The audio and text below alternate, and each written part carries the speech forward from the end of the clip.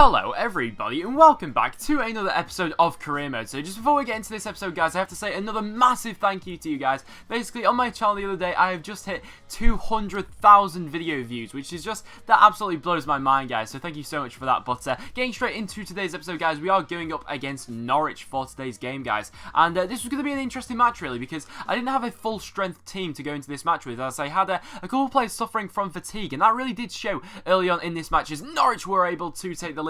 Unfortunately, there was actually a very good volley which led to their goal in the end there, and a bit of sloppy defending, but it was very apparent, especially in the first half, that my players were suffering with fatigue. And it's a good job we are currently in December, guys, as we're going to need to strengthen this team in January, I'm thinking. But then, as you can see, Norwich just continue to go forward. Not really much that happened in this game, really. We're into the second half now. Norwich managed to get into the box, but Bentley makes another good save, and then another save, a double save there. Absolutely fantastic from that was absolutely fantastic from Bentley there, yet again, coming to our rescue. But we really wanted to get something from this match. We had the ball there with Tom Clark not giving up on that. Gets the ball to Brownhill. Brownhill turns his man, looks to go for a shot, and hits the post. And that really did sum up our attacking intent for this match, really. We just weren't really in it until the 90th minute, guys. We were going for this. Not much happened in this match. The keeper was up. It was Bradley Dack with the corner. He whips it in. The ball goes into the box, and it manages to find its way into the back of the net. A fantastic header in the end. And it was actually Gardner in the end who managed to get it into the back of the net. His first goal for the club. I brought him on late in this match as a substitute, and that just absolutely paid off in the end, guys.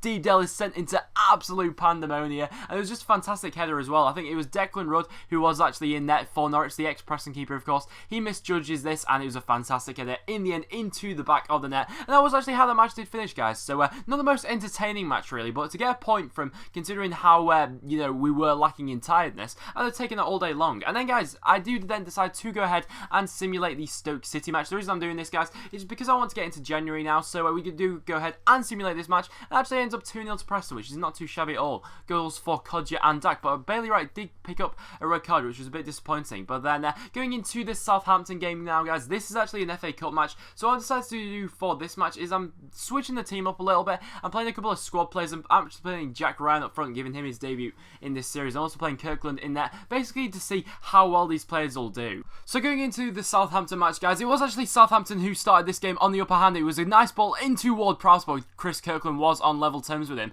And if you do recall yourself back to last season in this career mode, Chris Kirkland was actually a very capable keeper, and he's shown it today that he's still got it in him. Obviously, maybe not so much in real life, but in career mode, it's only a fantastic performance, really, of Bentley, who's keeping them out. But then we get the ball here. A fantastic cross-the-ball field is played into the path of Jack Ryan, who shoots, but Forster is level to his shot in the end. Disappointing there. I was really wanting to get Jack Ryan a goal, but it just wasn't happening for us. Now into the second half, guys, and I'm always looking to be quite creative with our free kicks, and we have one here. A nice little short ball's played into Gallagher, who hits it, but a fantastic save from Forster, who was level to the shot in the end. It was Van La Parra who played him off, and unlucky here that Gallagher doesn't get a goal. He hit that as hard as he could, but Forster, a fantastic save, I've got to admit, that was, you know, he managed to get right up to it, and not much we could do about that. But then, closing in on the final moments of today's match, guys, we get the ball here with Jamie Walker. Walker cuts back inside to beat his man. Walker gets the shot away, but Forster yet again manages to save it, and then Van La Parra blazes harmlessly over the bar. And literally, we just couldn't break this Southampton team down. And the one thing I didn't want was a replay from this match. Obviously, this wasn't an FA Cup match, guys. The one thing I didn't want was a replay, and that's exactly what we did get in the end, guys. It finished 0-0. Not the most desirable result in the world that I wanted. And of course, that means, you know, it's going to add on to the games we've got in January, which really isn't going to help us in the grand scheme of things, guys. But delving into some transfer action now, guys, I've actually seen Jerome Sinclair, who's actually really interested me, really. If you look at his stats to the side there, he's got some very interesting stats, and only 20 years of age. I actually did look at him on FootWiz just a couple of minutes ago, guys, and he's got a potential of around 80. So I'm thinking that with a bit of training, I could seriously train this guy up, and I'm doing a bit of bargaining here with Liverpool. So that's going with a 300k bid. See what Liverpool think of that, basically, and they'll come back to us in a couple of minutes. But then we actually get a game against Sunderland here. I decided to simulate this match, guys, just because I want to get some transfer business done and see where we stand with Liverpool, really. But we do, in the end, decide to sim this match against Sunderland. Definitely not the easiest game in the world, going away to the Stadium of Light, and in the end, that was actually reflected in the scoreline, guys. We actually lost 2-1, which was very disappointing. Cunningham actually got a goal and injured. Luckily, he's not out for too long. And then, obviously, we do then get the inquiry back from Liverpool. They want 450k. I'm not really willing to pay that, but I do put in a bid of 380k, and we will see what Liverpool will reply with that. Hopefully, they'll accept something around there. So guys, we are now going away to Newcastle at St James's Park for an away match today, and this yet again was not going to be an easy match. We've had a couple of we've played teams in this episode who we've not played the big teams, but we played some tricky matches, yeah, and you know, going away to Newcastle was never going to be an easy feat. We're actually at very similar points in the table, as you can see there. They're currently in 7th, we're currently in 10th, so we're in similar places at this point in time, guys. But we get a fantastic start here with Van der Parra surging, throwing goal. Could he get a goal early on in this match? Oh, he just hits the post. Unlucky there that he didn't manage to follow that up with a goal, but Newcastle punished us for not putting that into the back of the net, because straight away Jack Holbert manages to punish us, makes it 1-0 to Newcastle, and Newcastle weren't messing about in this match today. They seriously wanted to take all 3 points to propel them up the league, really, and I feel like a lot of teams this year are a little bit underestimating what Preston could do, really, but we get back into this game here with the ball out wide to Rico Henry. Henry sees the ball,